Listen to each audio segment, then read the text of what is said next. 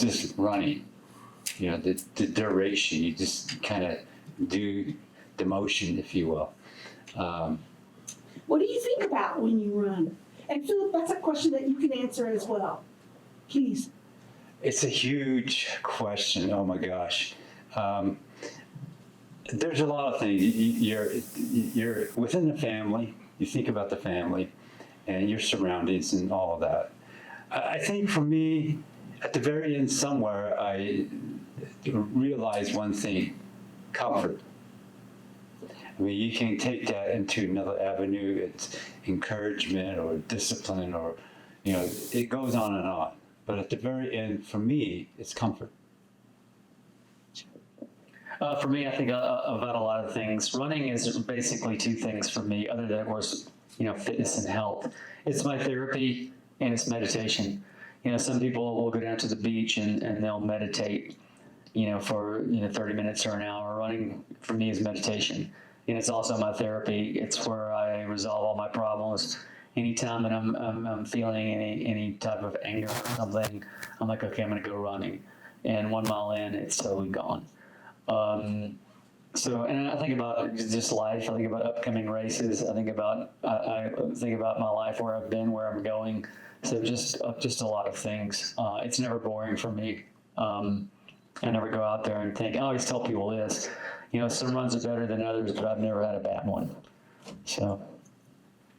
Can we open the floor for questions? Unless either of you have anything else you want to say, I want to open it up for questions. I just want to introduce my sister, who was with me since the early 1980s, Edison Eskeets. Would you stand? She's been with me forever. And of course, the better half, Lorraine is the best half. Jason has been with us as well. He's been my driver and the person who I looked up to throughout the years. Don't forget, and Jaylyn. They want to stand up. Yeah. Jaylyn, their daughter, she was involved in this project. She was one of our production assistants. Jason was our safety supervisor, our driver. He's the one that pulled out the foreign object out of the hooves of our horses. And did you want to introduce your other thing? Yes, my daughter, Emery Eskeets. Stand. And of course, I have my brother, the third oldest, Emerson Eskeets, and Vivian, better half as well.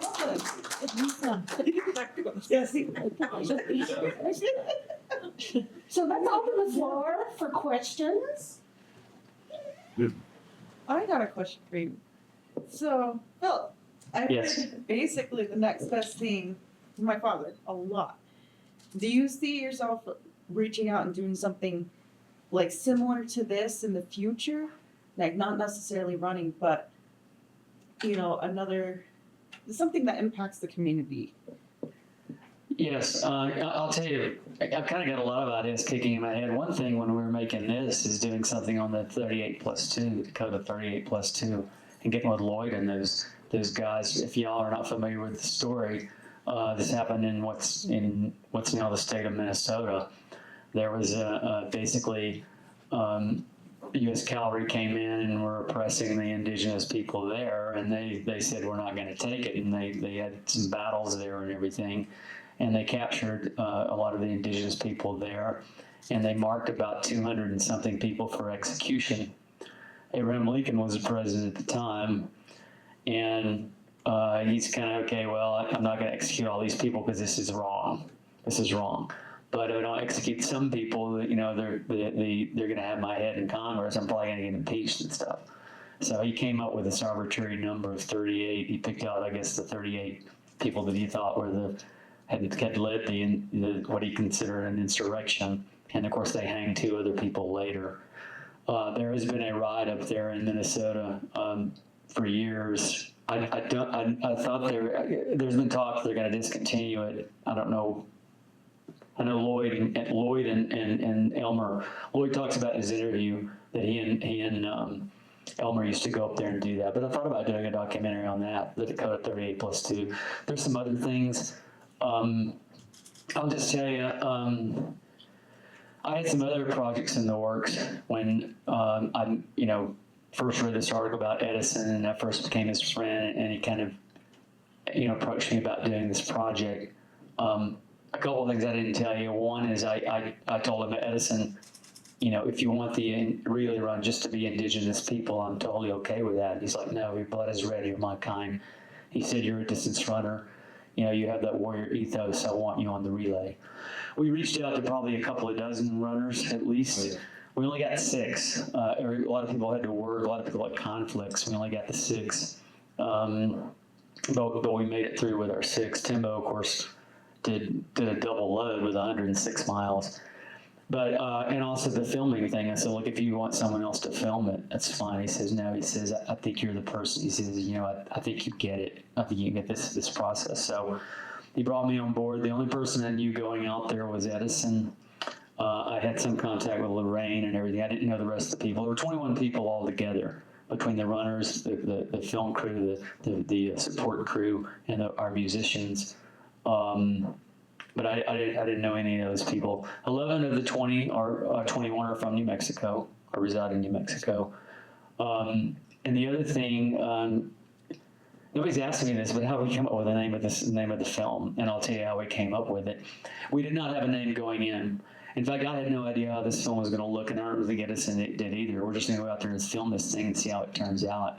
After we filmed it in May of 2024, Edison and I had a number of phone calls back and forth. I went back out in August, and he and I sat down and spent an entire morning just talking about it. I'd put together a lot of rough cuts, and we looked at some of the footage and talked about what we want to change and move around and so forth and so on, and what all we wanted to include, and also what the tenor of it was going to be. Because Edison told me, hey, this is a sensitive subject here in the Southwest. Okay, how do we want to approach this? It's going to open up a lot of wounds, potentially. Some people don't want to really talk about it. They're like, it's past history. We don't really want to go there. I'll just be honest with you. A lot of the white people don't want to see this. They don't want to, just like slavery and every other thing that this nation has done. We don't like to look back, but let's bring it out to the forefront. Let's put it out there. But anyway, we came up with a name. We obviously wanted the long walk in there. At one time, we talked about making it the long run, but we just said, okay, we're going to make the long walk. Edison had told me, and of course, when we looked at the film and everything, running is a dance, And I thought, okay, well, let's put the dance in there. And one thing he told us from the very beginning was that humanities are at play. So he and I just kind of can't put it all together, the long walk and dance of humanities. But anyway. That's how we did it. And he and I we did a lot of coordinating phone calls, and of course we had that one really long meeting about how the tenor and theme of the film. And I think it came out like we wanted it. Sorry, that was a long answer. Any other questions? Come on, speak up. We have the 2 filmmakers that are here. So how often do you get both of them together to ask questions back? So speak up. Yeah, it's a good thing. Yes. Yeah, first, thank you for great film. Thank you for sharing your story. Mm-hmm. Towards the end of the film, Timbo was talking about how the run is more like emotionally tolling than physically tolling. Do you share that sentiment, and then how do you recover? Yeah. Boy, that's in depth.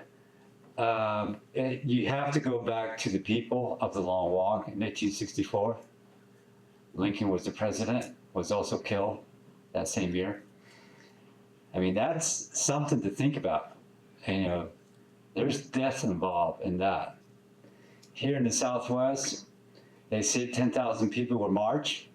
Some say more. And they'll say 2,000 people were killed on the walk. Some will say it's more. There are inconsistencies there. And so there's a lot. I've read a lot. I've read a lot. A lot of this information comes from the native setting. And I would say more than half of these individuals did not speak English. So I had to use my own translation. And there are some words that will never match. And I'll say, okay, what is close? So I'll utilize that and I will implant that in my cognition on the A and B side of the brain, because those two have to work to do something and to make that work into a documentary, because it can't be one-sided. And so in the native setting, when people were being marched, it's unfortunate that the people, the group at large, have different mission concept, disagreement. Some are ill feelings to one another.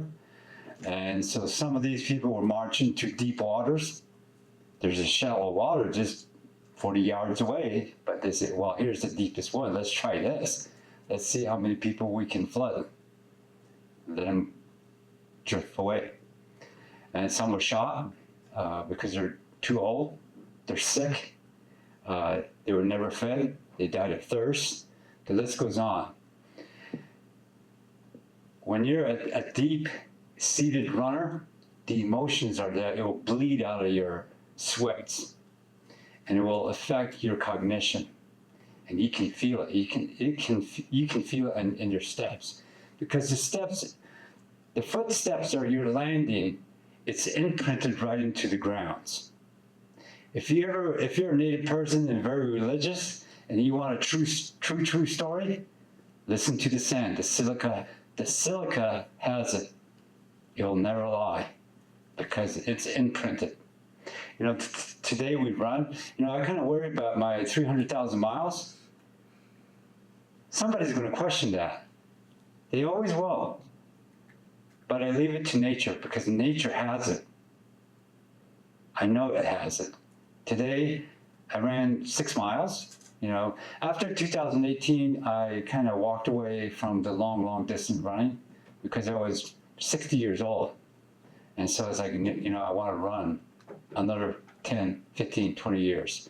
So I had to back off from it, because my bones are not well intact, you know, because you're just old and you need your nutrition and your systematic inner soul and inner livings of the spirits is not up to par. So you have to kind of guide that into your well-being. So the spiritual emotion, you have to, I think Tim has it, so he doesn't have to worry about that. Others, yes, they need an outside help. Going to someone who can speak through it, speak with it, and maybe have a setting where you are cleansed, if you will. It doesn't have to be native, because your blood is red. You could go to anyone who has that gift that will speak for you. And unfortunately, the hardship is around the globe. It's been going on for 400, 500 years. It's in Europe, in the Asiatic country, in China, in the Middle East. You know, look what is happening in the Middle East right now. You know, here in the Southwest, I mean, even though we're little groups here too, you know, it happened here in the States. You speak about the Mayans, the Aztecs, you know, they have it too. It's really a mindset to understand the truth of humanities. Humanity is also music. You know, it's also the flip side of it. There's no music. There's hardship. So all of this is tied together. This made it very difficult for me to record in such a way. Luckily, I have an expertise where Phil came in and says, hey, this is how we're going to do this side of it. And I said, oh, yeah. You know, simple words, but it's like, yeah, that's it. That's how it's going to go. So I don't know if I answered your question. It's more in depth. I think we were lucky. Again, this is very sensitive. The fact that the Navajo group, when they left Fort Sumner after 4 years, the treaties were signed, so they left. The group that left said, never look back. never go back. So those folks are in their elder stage now. They're moving on as well. On my end, I had to really sit down for years thinking about that. The words that were expressed in this spiritual way, in the human way, and of course the duration of life. So in my mind, I said, there's got to be a way. Because we speak about shaman, which is a different group, if you will. Medicine people, those are the people that I agree with. I think shaman is the same thing, but sometimes that shaman bleeds into the Navajo people too. You read books, they'll say shaman. I kind of leave it alone. But within our group, they're medicine folks, whether they're male or female. They have a gift. And they have a gift to heal people. When you're hurt, when you're injured, whether it's a negative thing from the outside or is it you abusing your own well-being, what is it? They'll track that and give you the assistance to get you out of there. Okay? They're gifted, and they can deal with the spirits on the outside. They're energies, if you will. They'll be given tokens of cedar, water, fire, whatever it is that the spirit is asking for. This is what I want. And your friend's going to be well. So this is how that works. And all of that is a part of this run. The art is a part of this run. The art is also the healing part of it. Gosh, I don't. I was just gonna say one thing, not really related to this, but one thing before we started this project is when Edison did the 2018 run all by himself, 330 miles over 15 days. Supposedly, some organization, who did you say came out there and supposedly filmed it? Western National Parks Association. Anyway, he never got a copy of it. He doesn't even. We don't even know if they ever finished it, do we? Western National Parks Association, the main base is out of Tucson. I did a run, it was personal, and a lot of this information is in there. Fantastic filming because it's the National Park Service. They had some fantastic clips of me running with the rattle. That was a dance to me. The film, all of it is complete, but it's not pieced together. The editing is not done. It's unfinished. Unfortunately, what happened on their side is the person, the camera, and the people, especially the lead person in that, left without finishing. So it's all in pieces right now.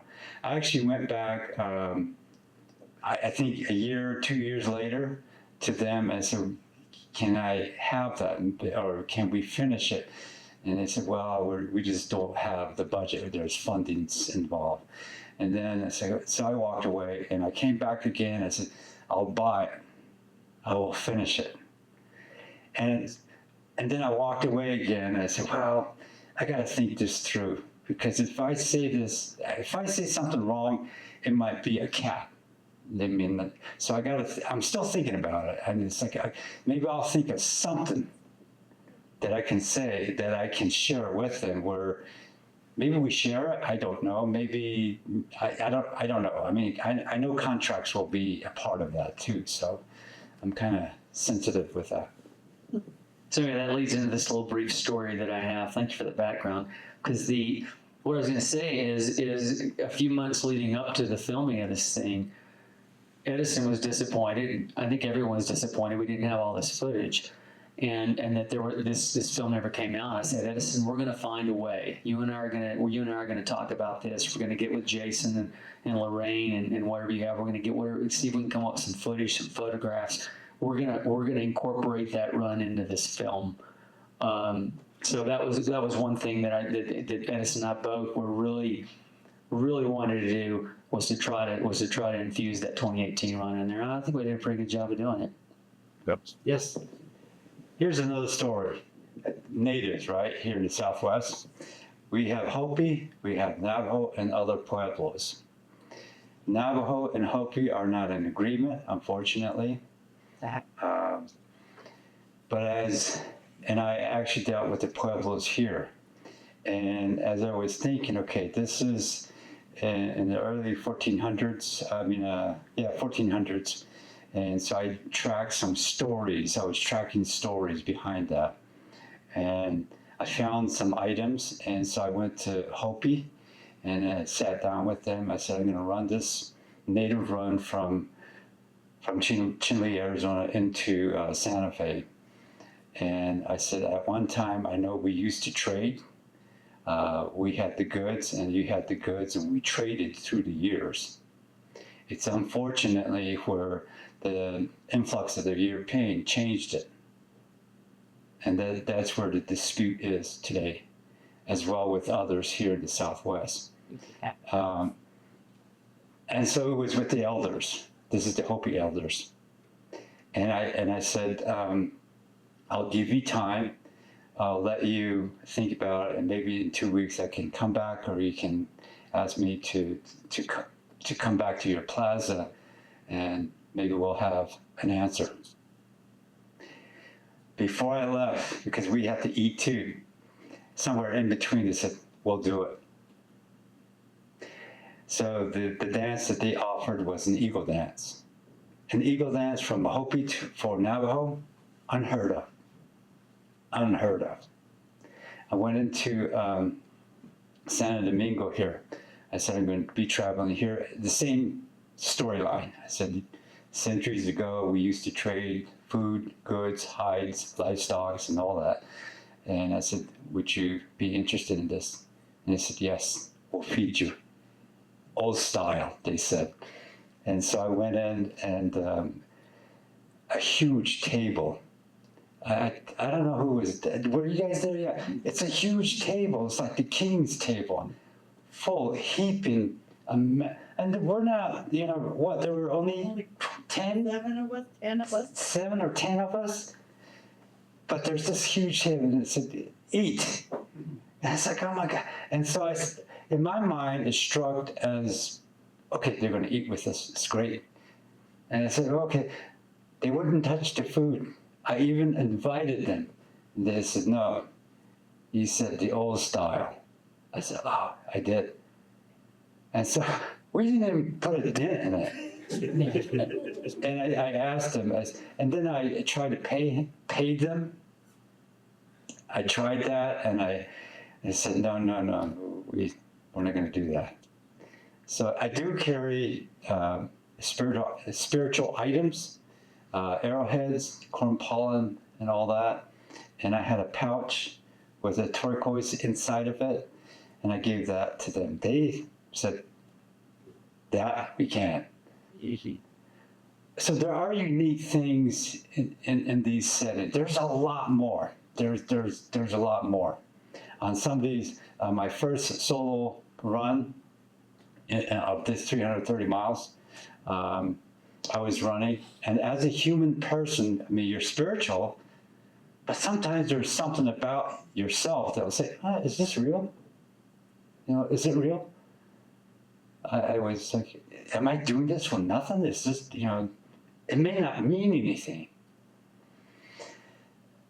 My runs were in 3 parts: morning run, noon run, evening run.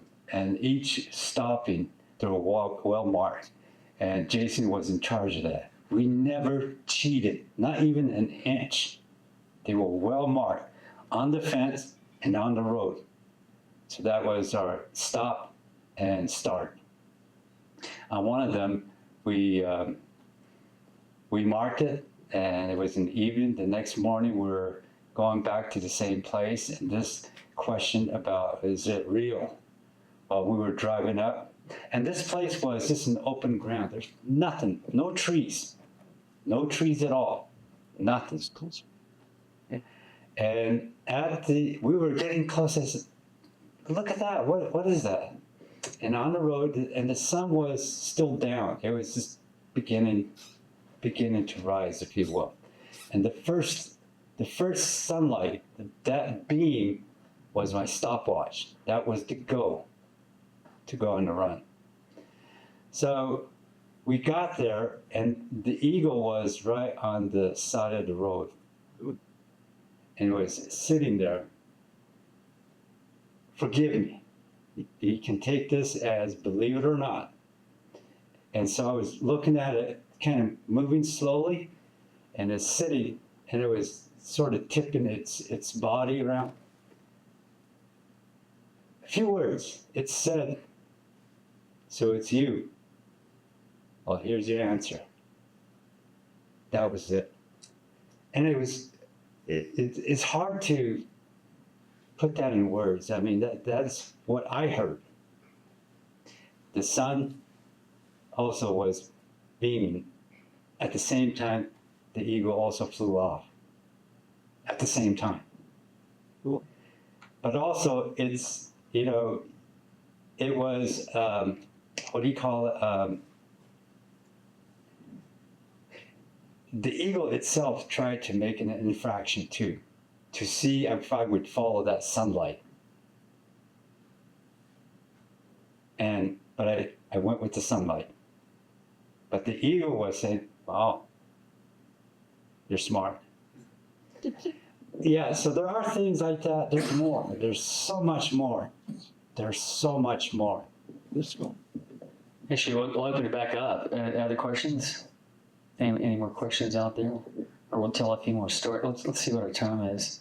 We got, We've got 5 minutes if you want it. we got 5 minutes. Yeah, do we have any questions? Questions at dinner. Sir? Yes, during the running by all of the participants, did you have a plan for everyone's nutrition and their hydration, or did everyone do what was successful for them, or how did that work? You want to talk about that? Everyone was informed to bring their own goods of nutritions that they are that are in use with them.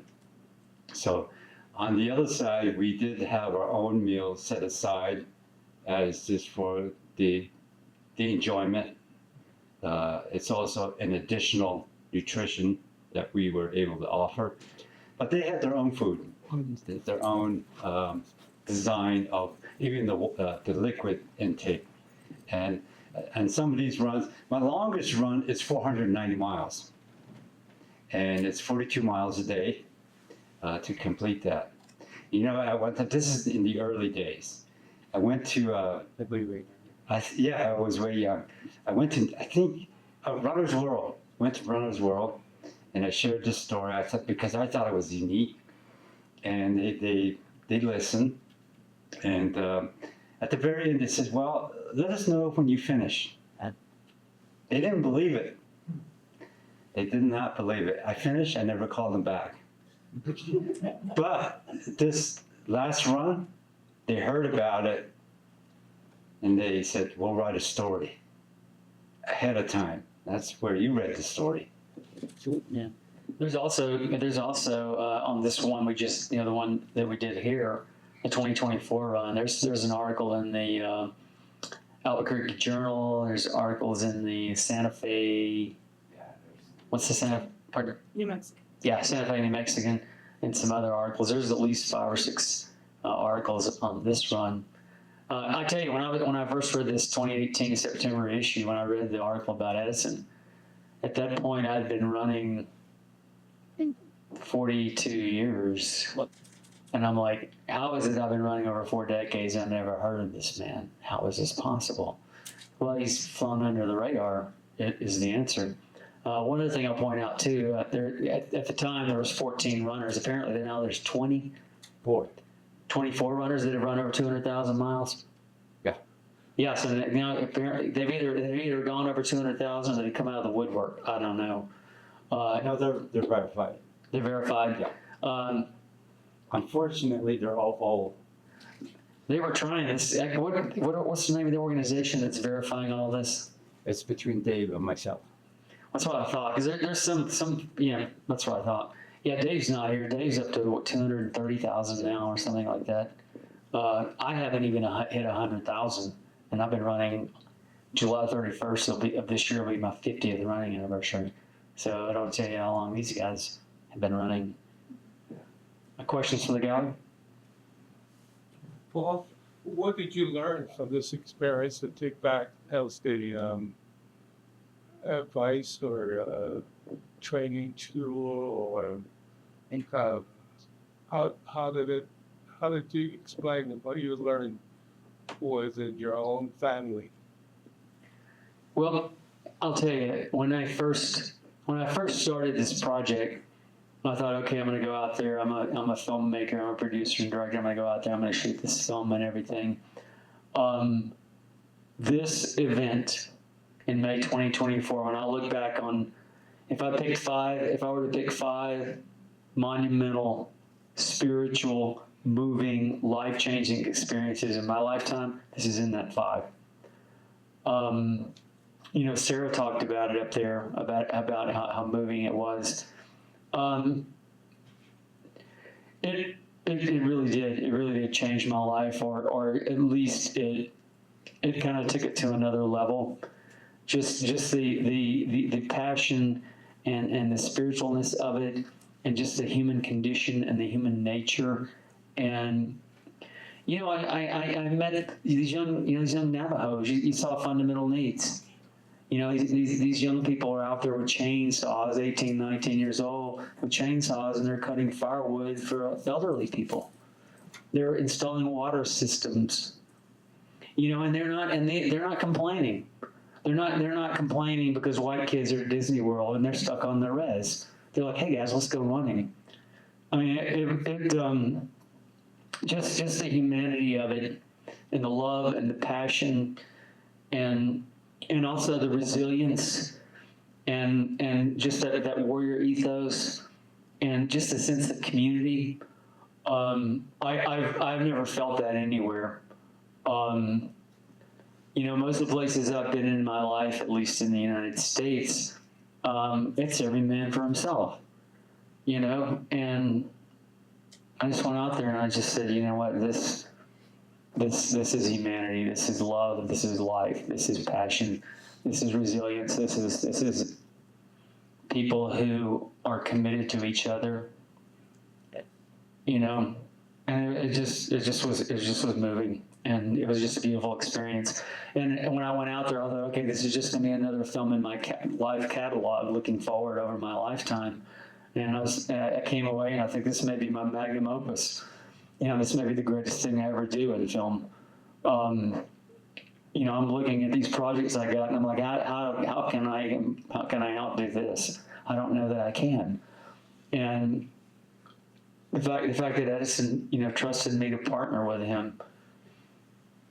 I mean, I love you, brother. I love you like a brother. I didn't have a brother. I had a sister. She passed away. I never had a brother. If I had one, I would want him to be like Edison. Edison's 3 years older than me, so he'd like an older brother. It just moved me. I've always been a minimalist. I don't know a lot on, like 3 suits, jeans, a few pair of shoes. I don't care about $1 billion. I would never own more than I own now. I have everything I need. I've been to 32 countries. I've been all over the world. I've been to the Hudson villages of the world. I've seen how people live, and,